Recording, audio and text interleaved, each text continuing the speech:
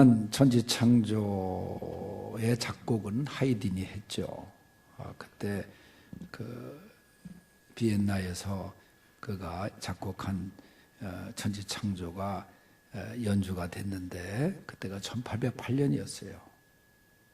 그때는 이 하이든이 너무 몸이 약해서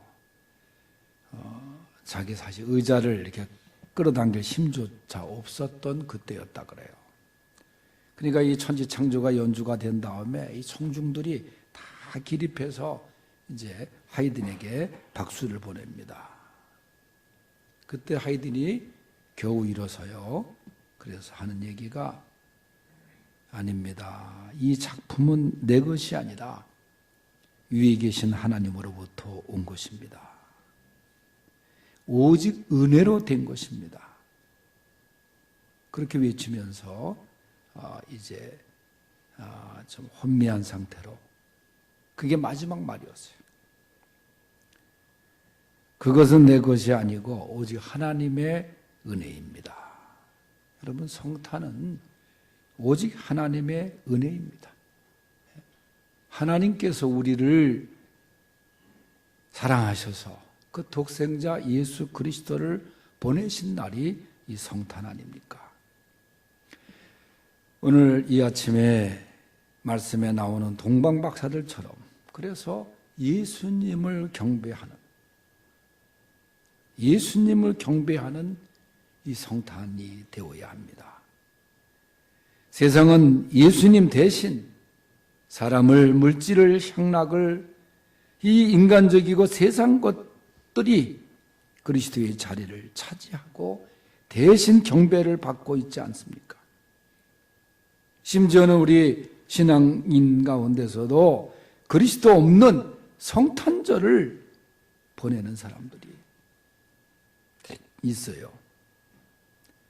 오늘 이 성탄절은 동방에서부터 베들레헴까지 와서 예수님만 경배했던 동방박사들처럼 오늘 성탄절에 주님을 경배하는 우리 성도들이 되시기를 축원합니다.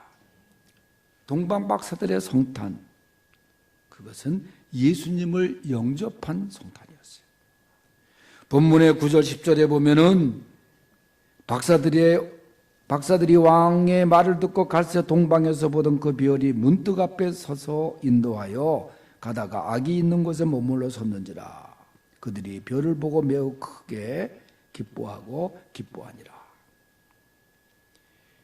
똑같은 별이, 여러분, 별은 누구 눈에는 보이고 안 보이는 게 아니잖아요.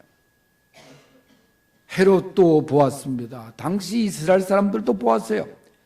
그런데 동방박사들의 눈에는 그 별이 예수님의 탄생을 알리는 별 아니었겠어요? 그걸 알지 못한 이 헤롯은 이 동방박사들의 이야기를 듣고 깜짝 놀래요. 동방박사들의 별의 인도를 따라 기뻐하며 아기 예수께 경배를 드린 그 모습, 바로 그것은 바로 동방박사들이 예수님을 영접했기 때문에 그런 거예요. 오늘 우리들의 마음을 채우고 있는 것들이 무엇입니까? 헤롯처럼 우상을 섬기고 쾌락을 섬기고, 동방박사들은 순수한 마음으로 예수님을 영접한 사람들이에요. 우리 마음속에 있는 우상을 제거하고 성탄절에 우리를 찾아오시는 주님을 기쁨으로 영접할 수 있는 그런 귀한 성도들 될 수 있길 바랍니다. 그래서 그 주님께 온전한 경배와 찬양을 드리는 거예요. 두 번째는 예수님께 봉헌한 동방박사들이었어요.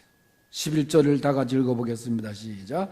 집에 들어가 아기와 그의 어머니 마리아가 함께 있는 것을 보고 엎드려 아기께 경배하고 보배압을 열어 황금과 유향과 모략을 예물로 드리니라. 아멘. 동방박사들이 아기 예수께 엎드려 경배하면서 예물을 드렸다.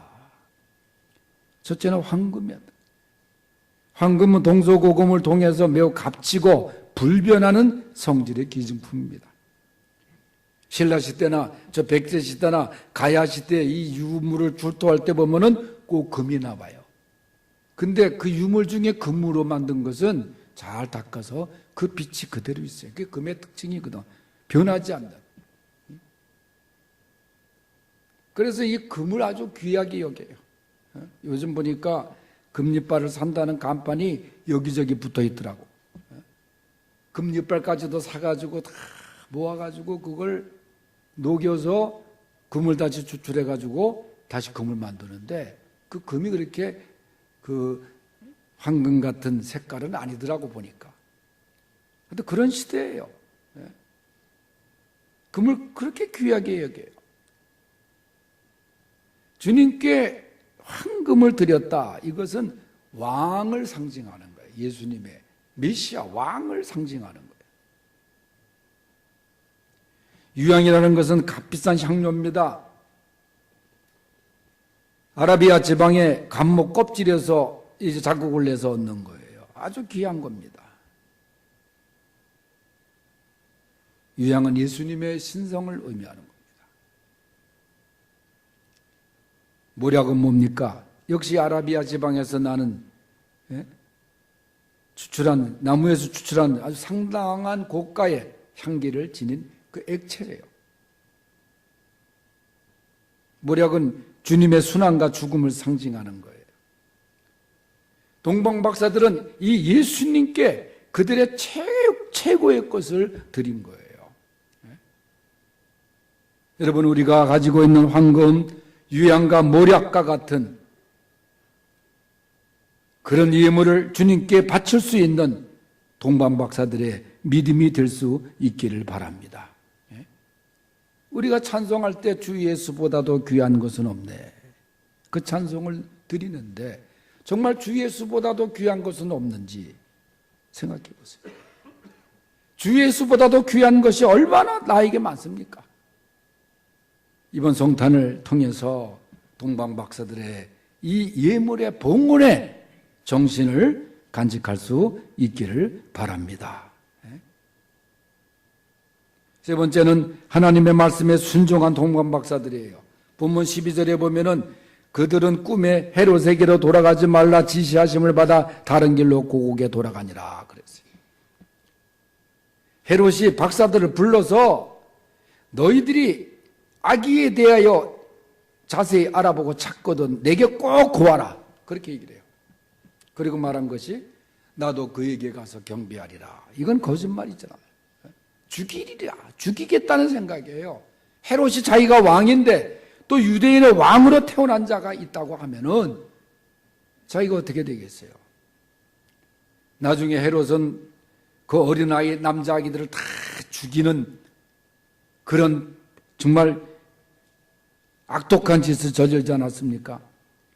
그런데 이 동방 박사들은 헤롯의 그 무시무시한 명령을 어기면 죽을 수밖에 없는 그 말에도 불순종하고 하나님의 말씀에 순종한 동방 박사들이에요. 만일 예수님을 죽이려고 혈안이 된 헤롯에게로 가서 이야기하면 동방 박사들은 큰 상급을 받을 수도 있죠. 부귀영화를 손에 쥘 수도 있어요. 그러나 그 명령을 어기면 반대로 죽음의 길로 갈 수 있었던 사람들이에요. 그러나 그들은 헤롯의 말보다 하나님의 말씀에 더 순종하고 헤롯의 길을 거절하고 고난과 역경에 주님의 길을 걸어간 사람들이 동방 박사들입니다.